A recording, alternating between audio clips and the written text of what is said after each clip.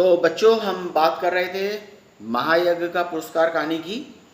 तो सेठ जी, धन्ना सेठ जी के यहाँ पहुँच चुके थे और सेठ जी ने कहा संकट में हूँ, एक यज्ञ आपके हाथ बेचने के लिए आया हूँ। इतने में धन्ना सेठ की पत्नी ने आकर सेठ जी को प्रणाम किया और बोली, सेठ जी, यज्ञ खरीदने के लिए तो हम तैयार हैं, पर आपको अपना महायज्ञ बेचना पड़ेगा। महायज्ञ? सेठ जी ने आश्चर्य से कहा, हाँ, वही जो आपने आज किया है। धन्ना सेठ की पत्नी ने कहा। सेठ जी बहुत आश्चर्य में पड़ गए। महायज्ञ और आज? वे समझे कि उनका मजाक उड़ाया जा रहा है। विनम्र भाव से बोले, आप आज की कहती हैं? मैंने तो बरसों से कोई यज्ञ नहीं किया, मेरी स्थिति ऐसी नहीं है। धन्ना सेठ की पत्नी ने गंभीर भाव से कहा, नहीं सेठ, आज आपने बहुत भारी यज्ञ किया है। महाराज, उसे बेचोगे तो हम खरीद लेंगे, नहीं तो नहीं। सेठ विस्मित विमूढ़ हो गए। विस्मित विमूढ़ मतलब हैरान हो गए। उन्हें निश्चय हो गया कि इन लोगों को यह खरीदना ही नहीं है, इसलिए ऐसी बात कर रहे हैं। क्या सोचते हो सेठ, बोलो, राजी हो? धन्ना सेठ की पत्नी ने पूछा। सेठ जी ने खिन्न होकर कहा, यानी कि परेशान होकर कहा, सेठानी जी, हंसी छोड़िए, काम की बात कीजिए। बरसों से मैंने कोई यज्ञ नहीं किया, आप आज की कह रही हैं। सेठानी ने समझाया, आज रास्ते में आपने खाना स्वयं ना खाकर सारी की सारी चारों रोटियां भूखे कुत्तों को खिला दी थी। वह महायज्ञ नहीं है तो और क्या है? यज्ञ कमाने की इच्छा से धन दौलत को लुटाकर किया गया यज्ञ सच्चा यज्ञ नहीं है। निस्वार्थ भाव से, यानी कि बिना किसी फल की इच्छा के किया गया कर्म, यानी कि काम ही सच्चा महायज्ञ है। क्या आप इसे बेचने के लिए तैयार हैं? सेठ जी मानो आसमान से नीचे गिर गए। भूखे को अन्न देना तो सभी का कर्तव्य है, इसमें यज्ञ जैसी क्या बात है?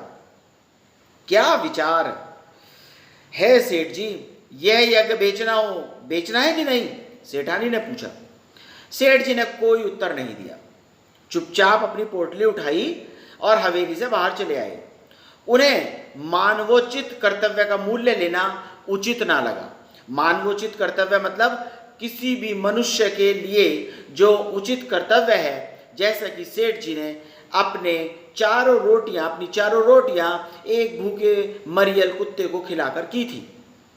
कुंदनपुर की धर्मशाला के चबूतरे पर भूखे पेट जैसे तैसे रात बिताकर पौ फटे मतलब सूर्योदय जैसे ही सूर्य निकलता है, वहां से चलकर अगले शाम तक सेठ जी अपने घर आ पहुंचे। सेठानी बड़ी बड़ी आशाएं लगाकर बैठी थी।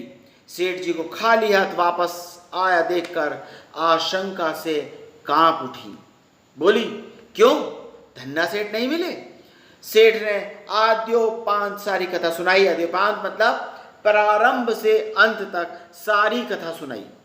सुनकर सेठानी की सारी वेदना जाने कहां विलीन हो गई, यानी कि वेदना मतलब दुख, पता नहीं कहां विलीन हो गया। हृदय उल्लासित हो गया, जोश से भर गया।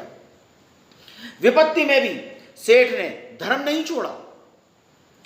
धन्य है मेरे पति, सेठ के चरणों को रज मस्तक पर लगाती हुई बोली। चरणों की रज का मतलब है चरणों की धूल।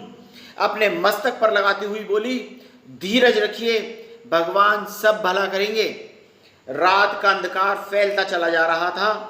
सेठानी उठकर दिया जलाने के लिए दालान में आई, यानी कि चौक में आई, आंगन में आई। रास्ते में किसी चीज की ठोकर लगी, गिरते गिरते बची, संभल कर आले तक पहुंची। आला एक छोटी सी जगह होती है जहां पर हम दीपक रखते हैं, और दिया जलाकर नीचे की ओर निगाह डाली तो दहलीज के सहारे, दहलीज मतलब जहां मेन दरवाजा होता है उसके किनारे पर एक पत्थर ऊंचा हो गया, जिसके बीचों बीच में एक लोहे का कुंदा लगा हुआ है। उसी कुंदे से उसने ठोकर खाई थी। शाम तक तो वहां पत्थर था नहीं, अब यह अकस्मात यानी कि अचानक कैसे उठ गया? सेठानी भौचक की रह गई। उसने सेठ को बुलाया, बोली, देखो यह पत्थर यह कैसे उठ गया? सेठ भी अचरज में पड़ गए। दिए की टिमटिमाती रोशनी में उन्होंने ध्यान पूर्वक देखा तो पता चला यह तो किसी चीज का ढक्कन है, ढकना है। आखिरकार यह माजरा क्या है? सेठ ने कुंदे को पकड़कर खींचा तो पत्थर ऊपर उठ गया। अंदर जाने के लिए वहां पर सीढ़ियां निकल आई। सावधानी से सेठ और सेठानी दिया हाथ में लेकर नीचे उतरे।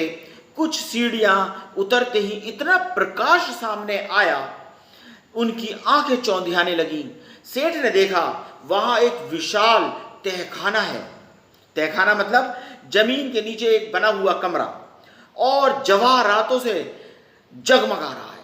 देव की इस माया का रहस्य उनकी समझ में नहीं आया। दोनों निस्तब्ध खड़े रह गए। निस्तब्ध मतलब बिना कुछ सोचे समझे, बिना देखे, ऐसे के ऐसे ही खड़े रह गए। तभी अदृश्य यानी कि जो दिखने वाली न चीज हो, पर स्पष्ट स्वर में उन्हें सुनाई दिया, ओ सेठ, स्वयं भूखे रहकर अपना कर्तव्य मानकर प्रसन्नचित्त तुमने मरणासन कुत्ते को 4 रोटियां खिलाकर उसकी जान बचाई है। उसी महायज्ञ का यह पुरस्कार है, उसका इनाम है। सेठ और सेठानी इस दिव्य वाणी को सुनकर कृत्य हुए और वहीं धरती पर माथा टेक कर दोनों ने भगवान के चरणों में प्रणाम किया। यह कहानी का अंत है। कहानी के अंदर एक संदेश छुपा हुआ है। जो कहानी का संदेश है वो यह है कि सच्ची कर्तव्य भावना और निस्वार्थ सेवा से किया गया कर्म किसी भी महायज्ञ से कम नहीं होता। इस प्रकार के कर्म का फल अवश्य प्राप्त होता है। जीवों पर दया करना मनुष्य का परम कर्तव्य है। प्राणियों की सेवा ही नारायण सेवा होती है। स्वयं कष्ट सहन करके दूसरों के कष्टों का निवारण करना मानव धर्म है। केवल दिखावे के लिए किया गया यज्ञ महत्वहीन होता है। ठीक है, कैसी लगी बच्चों कहानी? और अगले एपिसोड में इसके क्वेश्चन आंसर लेकर आता हूं। सभी इंपॉर्टेंट क्वेश्चन आंसर जो पूरे चैप्टर को कवर करेंगे। Okay, thank you very much.